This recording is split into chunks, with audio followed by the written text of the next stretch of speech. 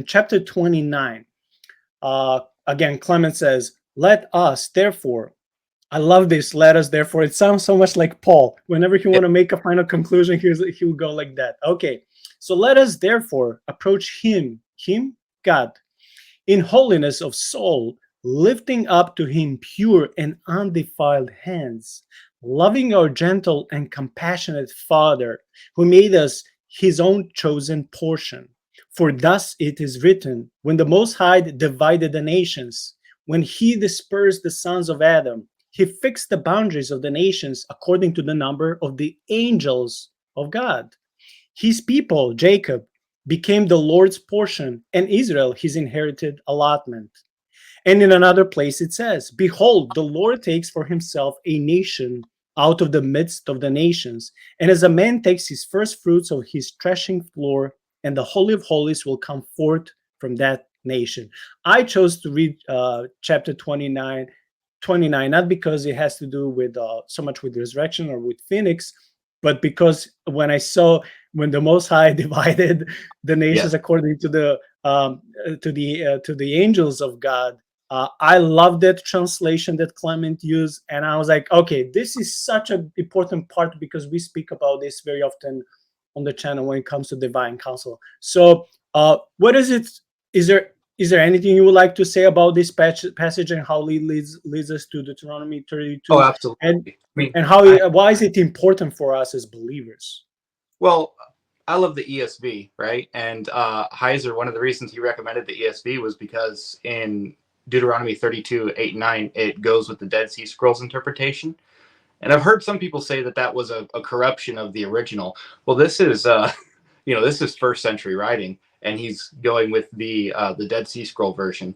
So yeah, definitely it was angels of God, not necessarily according to the sons of Israel. But even then, based on the nations, you would still end up with the number 70. So it's the same number regardless. But yeah, let's see. I really appreciate the fact that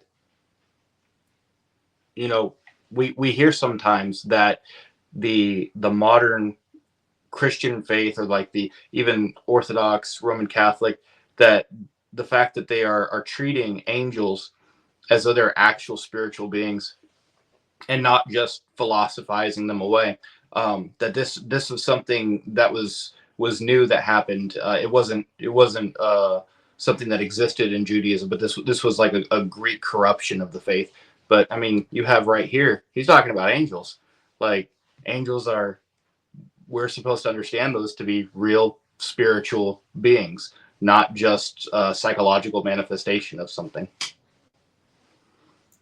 Yeah, I just want to add that people who are antagonistic towards the LXX or the Septuagint, or people who don't know that was a Greek translation of the Old Testament, there are people who may be skeptical to that and putting the Masoretic text, which is usually the standard, the norm when it comes to the Old Testament. But we have to remind ourselves that Jesus and the apostles, they knew about Greek translation, and scholars, when compare Old Testament and how Jesus or even the apostles would sometimes quote these Old Testament passages, sometimes these passages quoted from the OT to NT sound much better and closer to the original when they're used through Septuagint, so the Greek translation of the Old Testament, than the Masoretic text.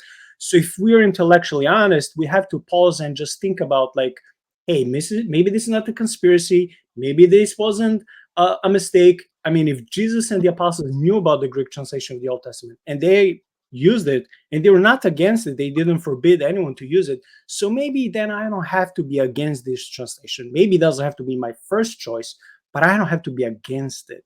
So that brings confidence. Whenever Jesus said, whatever Jesus did, it brings so much confidence. And I can only parallel this when skeptics and liberal theologians who doubt that Moses had to do with the Pentateuch, with the first 5 books on the Old Testament. And I always go to Jesus. I'm like, but Jesus said Moses was the author. Sure, there could be some scribes that edited small portions, especially after he died, but that's not something strange. That's not a conspiracy. Like, if Jesus said that Moses was the author, that settles for me. So that brings it just brings confidence. So you're saying you're not a Message Bible onlyist. For sure.